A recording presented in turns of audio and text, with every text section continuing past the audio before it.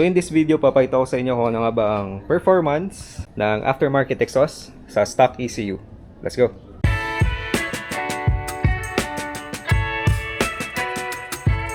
Okay, so some of you are asking kung ano nga ba talaga yung epekto ng aftermarket exhaust or mga modifications sa stock ECU natin or kapag hindi tayo nagpalit ng programmable ECU. So right now guys, isasalpak natin yung stock ECU. Tatanggalin ko muna itong SARP at itetesting natin yung idle and also i-road test natin sa kalsada. Kung ano nga bang performance ng stock ECU, hindi ito naka-remap guys, sa mga modifications na nilagay natin dito sa GSX 150. Kagaya ng ito nga yung VMAX na muffler, tapos naka-washable air filter din tayo, naka-iridium spark plug. So yun, pero basically yung muffler talagang kadalasan nakaka-apekto ng performance, no? So testing natin sa kalsada mamaya.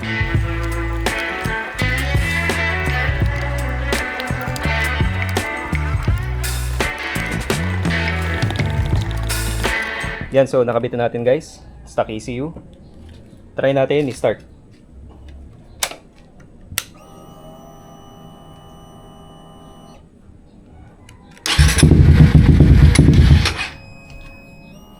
Yun, as you can see, first try, ayaw niya umandar. Try natin ulit. Second try, ayaw pa rin umandar, ayaw tumuloy. Third time. Ayaw talaga. So as you can see guys, ayaw niya umandar, no? 3 beses natin tinesting pero ayaw tumuloy. So try natin i-reset yung ECU, baka makatulong. So gagamit lang tayo guys ng maiksi na wire. Kunin natin itong ECU socket sa likod. Buksan natin siya. And ipag-short natin yung dalawang socket dito sa kaliwa. Sa pinaka-left, itong dalawang to. Ang kulay niyan ay black and white na wire, tsaka white and red na wire. Ayan, okay na siguro yan. Okay, on natin susi guys. Yan, as you can see, may lumabas dito na C00. So dito nyo rin makikita guys kung mayroong error code sa motor ninyo. Kung halimbawa, nag-check engine yung bike ninyo, ayan, lalabas yan dyan. Mga C41, C42, mga ganoon, iba-iba. Pero sa atin, since walang error, C00 lang ang nilalabas niya. Okay, so re-reset natin. Patayin ko muna. Okay, so pag-reset guys, pag on natin ng susi, aantayin natin mawala yung check engine na ilaw. Tapos magpo-full throttle tayo. So on ng susi. Ayan, check engine. Full throttle. Tapos si ilaw yan. Ayan, ito yung umilaw. At nawala. Okay na yun. Ibig sabihin na-reset na yan. At pwede nyo lang patayin. Okay, testing natin siya ulit. Tinanggal ko na yung wiring. Start natin. At tignan natin kung under na siya. Ayan pala, maririnig guys na mahaba yung tunog ng fuel pump, no? So normal yan kapag nag-reset kayo ng ECU. Ayan yun, pag natapos na yung pag-prime ng fuel pump, pwede na kayo mag-start.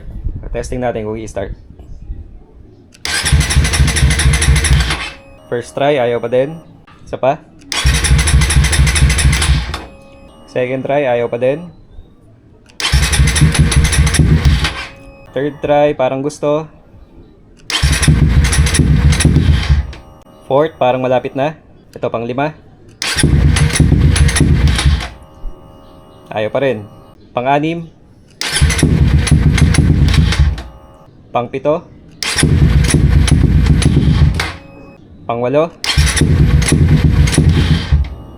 Pang 9. Pang 10. So as you can see guys, 10 beses natin sinubukan, ayaw umandar. Ngayon naman tutulungan natin ng throttle.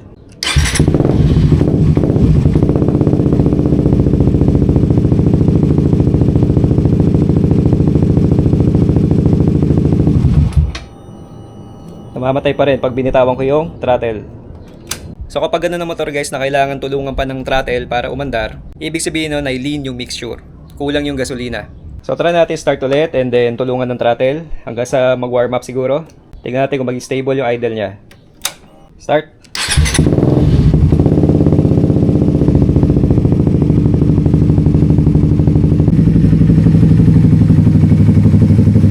Yan, finally nag-normalize na.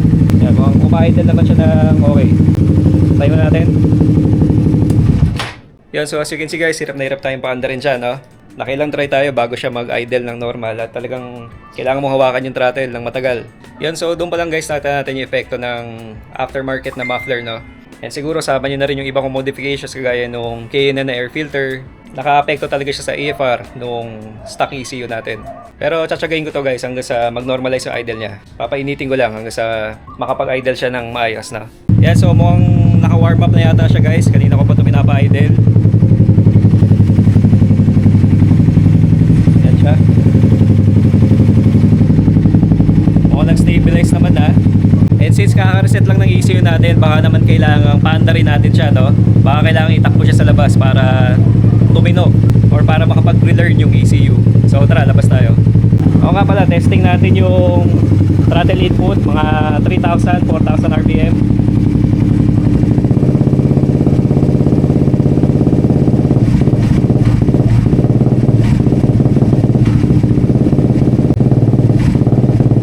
Wala, pumupugak. Yan, so kita nyo guys, pumupugak siya, no? And hindi nga natin siya mapangat hanggang 4,000. Parang mga 2,500 lang, 3,000 eh pumapalya-palya na. So yun, testing naman natin sa labas, sa kalsada. And pakita ko sa inyo guys, ECU pa rin yan. Stock ECU pa rin. Pinato ko lang muna yung upuan, no, para makalabas tayo. Okay, labas tayo guys.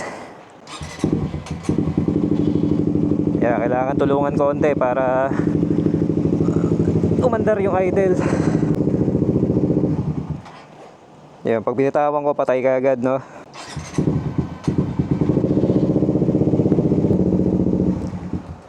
Namamatay. So again guys, ang purpose ng testing na ito ay para mapakita sa inyo kung ano yung epekto kapag nagpalit kayo ng tambucho or nag-modify kayo ng motor tapos stuck pa rin yung ECU nyo. At least para dito sa GSX 150 guys, at para dun sa mga mods na nilagay ko sa kanya, ito yung epekto niya sa motor.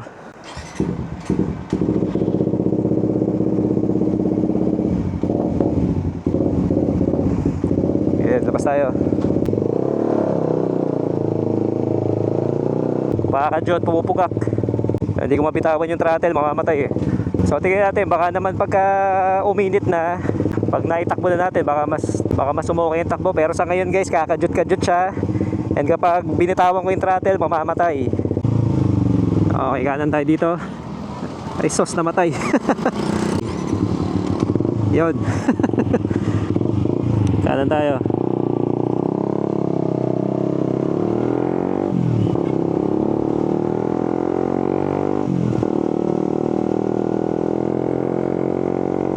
Okay, sa throttle guys, yung pakiramdam niya ay parang kinakapos. Binibigyan ko siya ng throttle pero wala nangyayari or parang nag-hesitate. Ayan o. O yan, meron.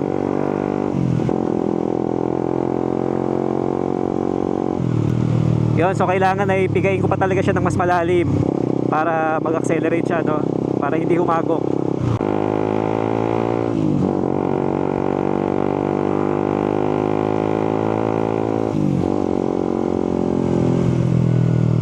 Walang power guys yung stock ECU. Sobrang lean siya, ibig sabihin.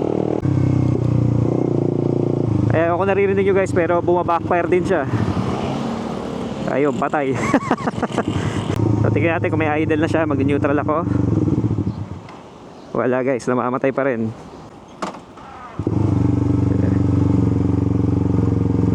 Testing natin ulit, neutral ulit ako.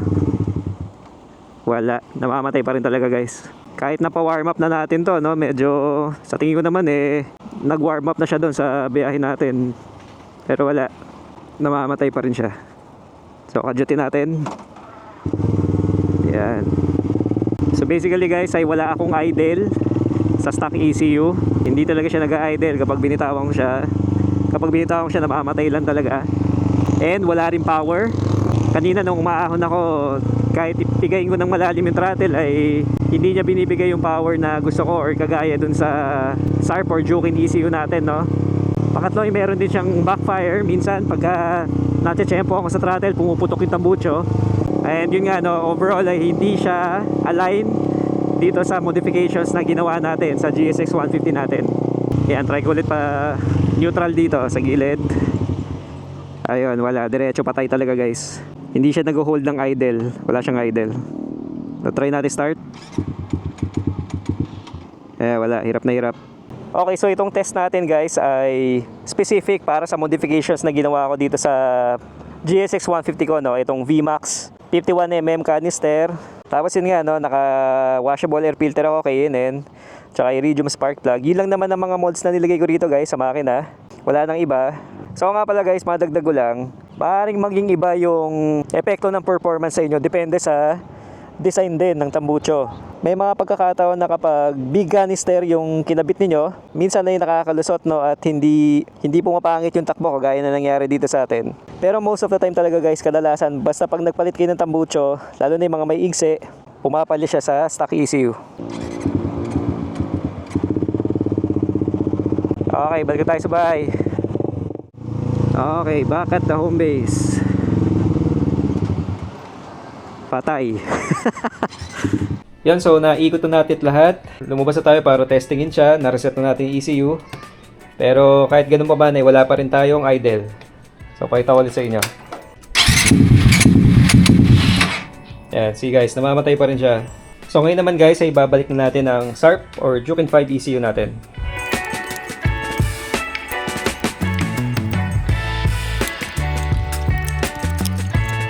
Ito yung wiring ko para sa quick shifter. Ito naman sa kabila ay yung map selector, map 1, map 2. At ito yung aking Bluetooth connector.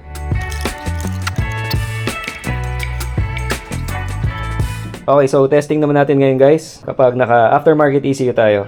Start natin.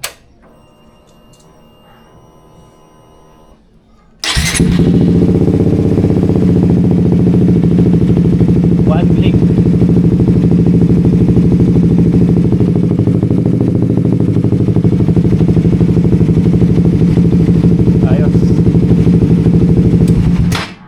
Yun, so yun ang epekto guys ng mga modifications na ginawa natin dito sa GSX 150 sa ating stock ECU. And ganun ang performance niya guys kapag pinatakbo lang natin siya sa stock ECU at hindi tayo nagpalit ng programmable, no? Wala siyang idle, nag-hesitate, nagba-backfire, namamatayan. And actually guys, naka DB killer pa nga yan, naka silencer ako sa gitna. Yung tinatawag natin na mid-pipe DB killer, pakita ko sa inyo. Ayan, hopefully guys, kita nyo, no? Yan. Meron akong DB killer doon sa loob. Yan yung screen type na DB killer guys. And kahit ganun pa man, ayaw pa rin yung umandar na matino sa stock ECU, no? Kahit meron tayong DB killer na nilagay.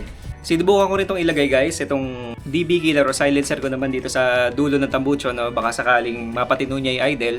Pero ganun din, namamatayan pa rin siya. At hindi pa rin niya ma-hold yung idle para sa motor na to. Yan, so nakabitan natin. Testing natin ulit.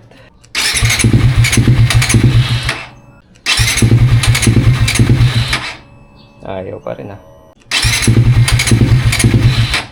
Ayaw. Mission failed. So again, case to case basis to guys, depende sa motor at depende rin sa type ng tambucho na nilagay niyo kung uubra pa rin ba siya sa stock ECU nyo or hindi na. Pero in summary guys, I would always suggest na magpalit kayo ng programmable ECU.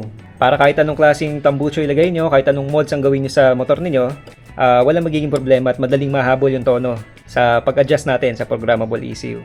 So yun lang guys, I hope ay nakatulong. And comment lang kayo if you have questions. Thank you and God bless. Bye-bye.